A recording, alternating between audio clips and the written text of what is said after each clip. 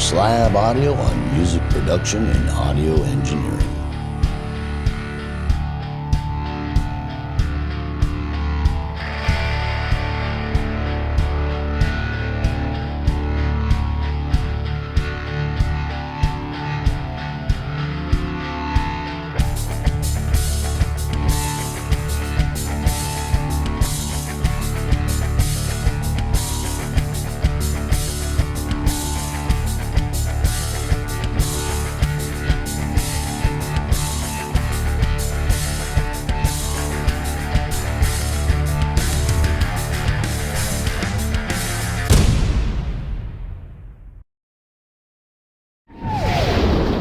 Welcome to Doc's Lab Audio and our Insights series. I do believe this is the 17th video in our Insights series, and in this video I want to talk about viewing a complex waveform as individual sinusoids.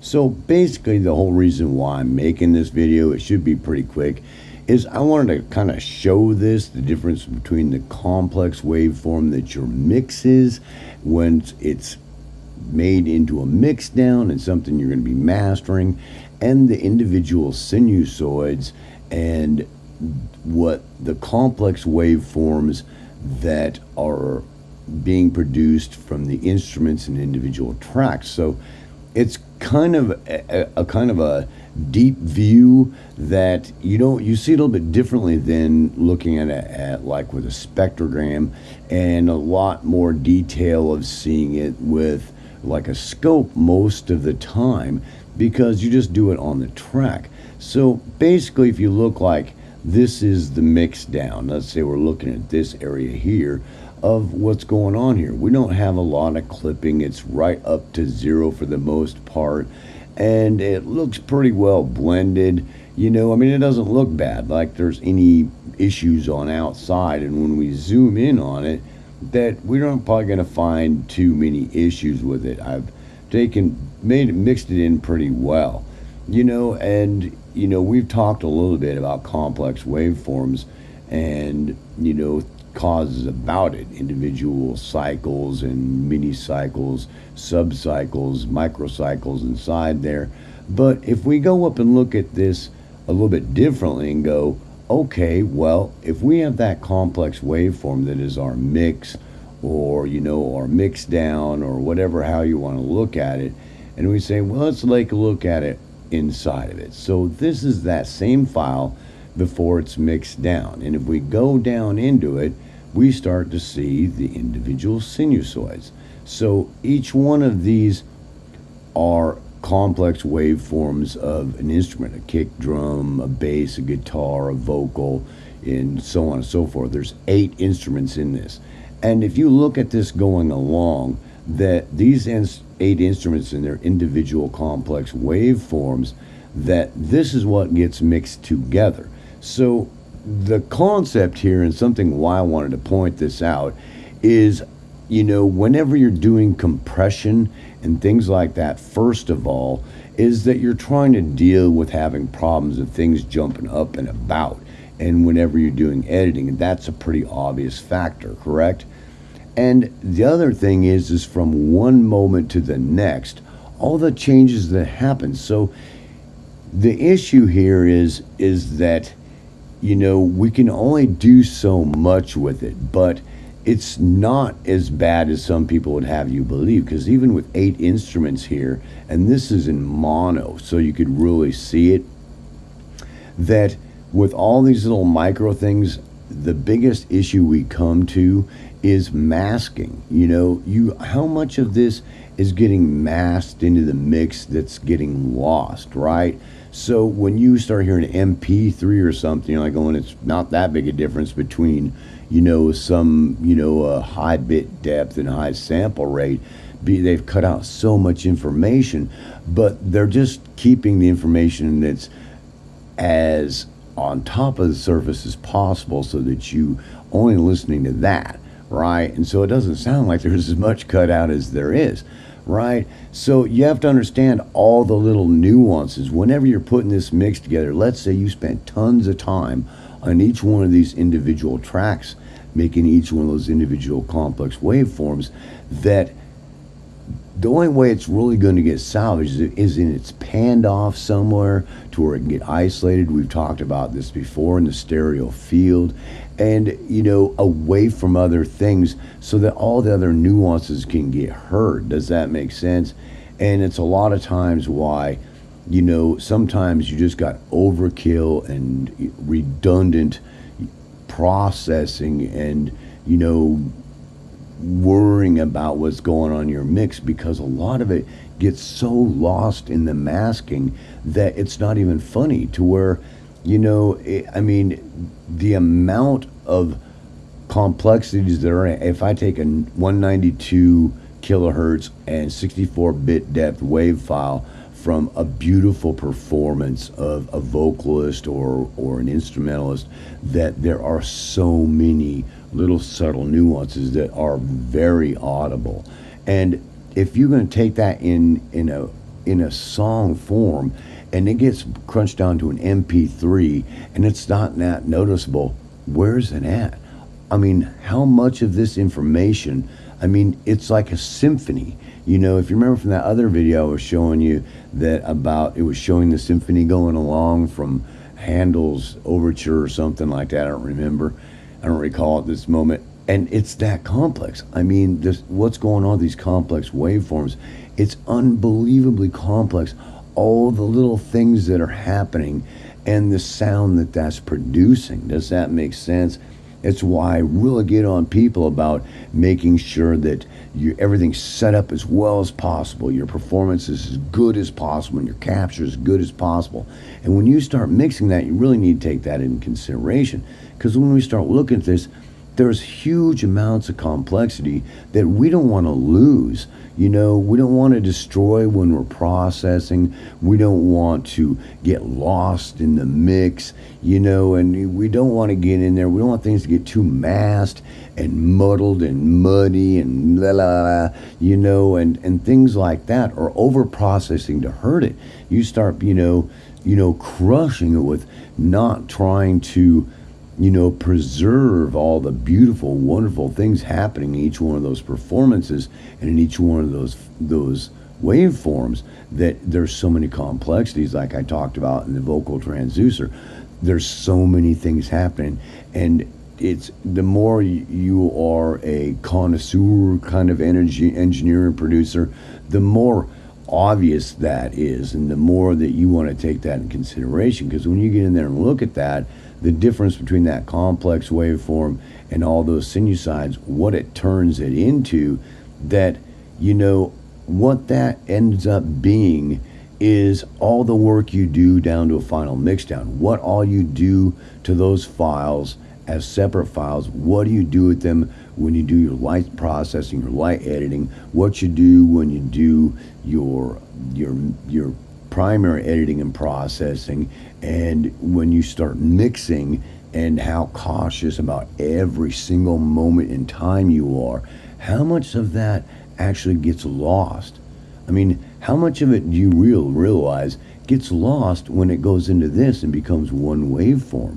Because all this one waveform is doing, it's going to go from one cycle to the next cycle, and that is a bunch of levels, at different levels, does that make sense? That's producing a sound, by going by such a speed that produces an audible sound, that's all it is. And how much of that other stuff got lost in there that you didn't spend the time really going, every single moment in time is of that important, that it's panned off somewhere, that it's level set correct, that you didn't over process it, or you edit it correctly, or you did light processing. Everything you do from every little moment in every little short part of a transition to every transition to every movement, and every section of the song is hugely important to make it sound as good as possible. And you understand, the better you understand that, the better of an engineer you're going to be. And there's a lot of tools that can help us simplify that, but it's unimaginably complex. This is 8 instruments. I've had some pop songs. These are just pop songs. They got, 50 tracks on them, and sometimes things are all going at the same time, or a symphony or a movie score kind of thing, that there is just tons of things going on everywhere, and it's monumentally important, that you really take a look at that and understand what's happening from every moment in time. When you put that together and becomes this other complex waveform, what if that is getting lost in there? You got all this little stuff down and you like to hear. That's some cool stuff happening, bro. Maybe it's not. Did you check?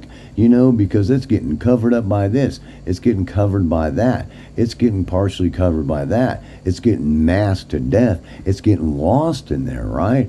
So, this really helps you microanalyze what is happening in your mix to really understand, so that when you do stuff, you do stuff purposely. And when you start examining what you're doing and how you're doing it, there's a lot bigger and more in-depth reason why you do it, because of all this stuff happening. What is going to be heard, what's going to be covered, what's background, what is going to be able to be, sometimes we do things in stereo and in mono, and we pan things even farther out or closer in, or kind of, to try to help that, but still, it still gets covered up a lot, there's still a lot of masking happening, even in stereo. It's still, if I got stuff panned off to the right and standoff path to the left, it's pretty, 100% off to one side. It's pretty distinct on either side. As I come in, they start masking each other. They do. You lose all kinds of little nuances and things like that just kind of get blended in, that they don't actually get lost. It's more like blending noise and saturation into a sound file that blurs it. Does that make sense? To where you still have that distinct sound, but the blurring becomes more and more and more and more and more. Does that make sense? The more you don't take caution to deal with that and to understand when all that stuff's kind of happening. Does that make sense?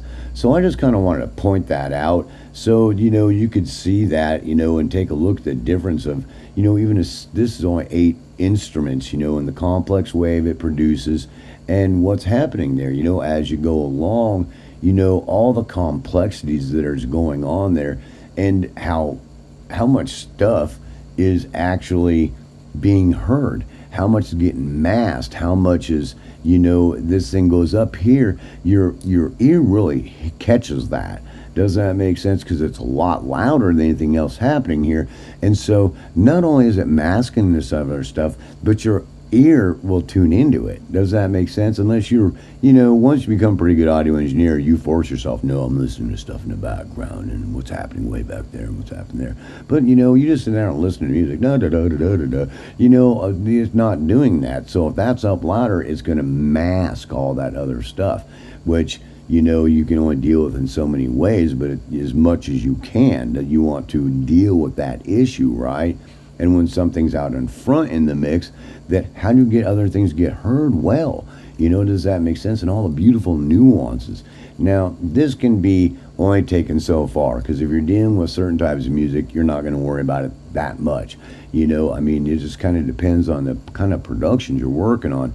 But if you're a good audio engineer, you're going to want to understand that, and you're going to want to look at that, and really check that out. You can take your audio files and put like play overlaps or something in your DAW and start dragging those files on top of each other and check it out, what's going on. You can really get a good understanding once you got levels set. If you got issues anywhere, you can do that with your scope also. I've got some really good scopes that do a really good job of it, but this is the easiest way to look at it, so I can just scroll around back and forth in it, so you can see the difference there, so you can understand what happens. You even get like stuff like this. You look at all the things that are happening, these spikes and pronunciations, things like that, and they get blended in there a lot. You would think they're not, but they actually are. A lot of stuff that might look like it's problematic, by the time it gets